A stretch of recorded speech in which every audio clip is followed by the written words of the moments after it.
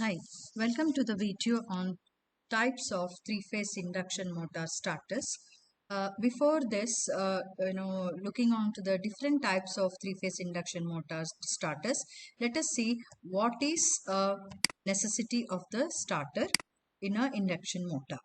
So in an induction motor, the magnitude of the current in the rotor side is given by S into E2 divided by square root of R2 square plus S into X2 whole square.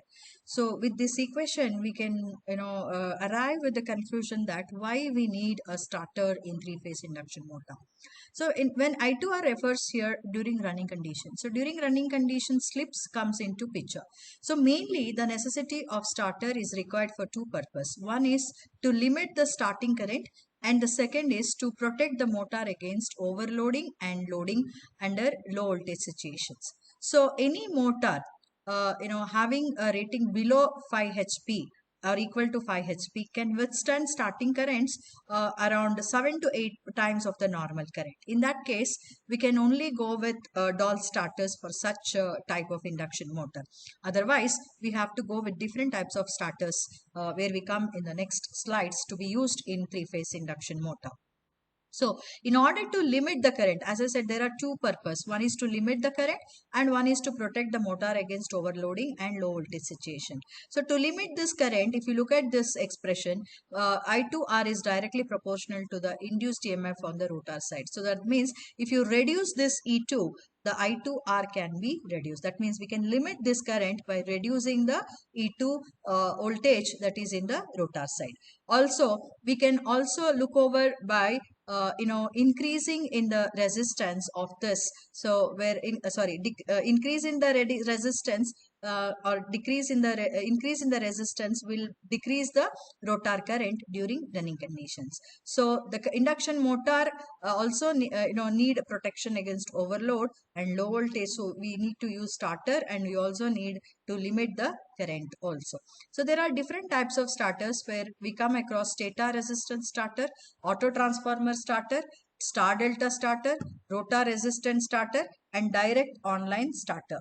So first let us take up with the direct online starters. As I said, from the expression, we can see that if we limit E2, the current can be controlled, and by increasing the rotor resistance at start, we can also limit the current. So coming up with different starters, first we'll discuss about doll starters. So in this case, small capacity motors having less than 5 HP or equal to 5 HP, the starting current is not very high, so it can withstand the starting current without any starter. So there is no need to reduce the voltage E2 to control the starting current, or increasing the R2. Such motor use a type of starter which is used to connect stator directly to the supply. The only thing we need starter here to protect the induction motor under low voltage condition. So hence this starter is known as direct online starter, where the stator is connected directly to the three-phase supply.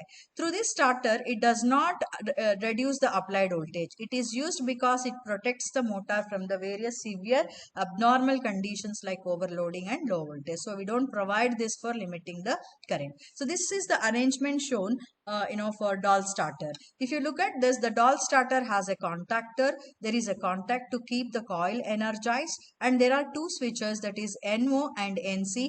NO refers normally open or to start by pressing this button. NC normally close it stop. You have to push this to release this button. So once these two are connected to the supply side, this NO and NC. Once you push this NO, the coil is being supplied by this supply voltage. So this supply voltage will energize this coil, and this energizes the contactor, where the stator three phase will be pulled directly to this contacts to keep coil energized, and the supply is given directly to the stator. So the no contact is normally open and NC is closed. So NO is pushed for a fraction of second, due to which, as I said, coil get energized and attracts the contactor. So this stator directly gets the supply. The additional contact provided ensure that as long as supply is on, the coil gets supply and keeps the contactor in the on position. When NC is pressed, this supply is being removed from this energizing this coil. Therefore this will be de-energized and it will cut off the stator. So there is one thermal overload relay that is being connected to the stator side, where this thermal overload relay will sensors the overcurrent under overload conditions, and there is excessive heat produced which increases the temperature beyond the limit. Thermal relays get opened due to high temperature, protecting the motor from the overload conditions. So this is all about the doll starter. Coming to the star delta starter, this is the cheapest starter of all and hence very commonly used for induction motor. So this is the rotor and this is the stator in star connection. We have a TPDT switch here, triple pole double throw switch. So you can see the switch is connected to this side at the start side.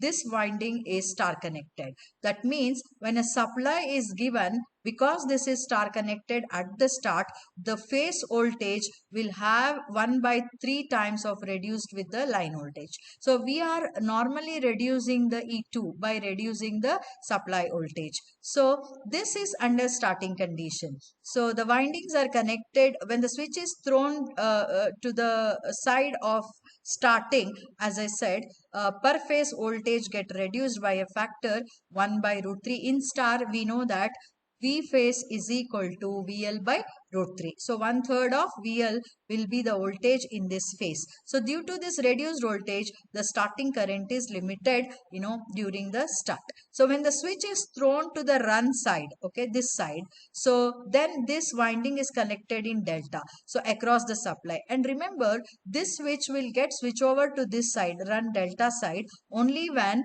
the rotor has accelerated to certain value and the normal voltage is supplied across this delta connection. So the gathered sufficient speed may be around 80% of the speed of this rotor is achieved. This automatically switches over to the delta sides. So the operation of switch, this is used normally by using relay, automatically done by relay, which ensures that motor will not start with the switch in run position. The cheapest of all, and it is a maintenance free operation. These are the two important advantage of this starter over other starter.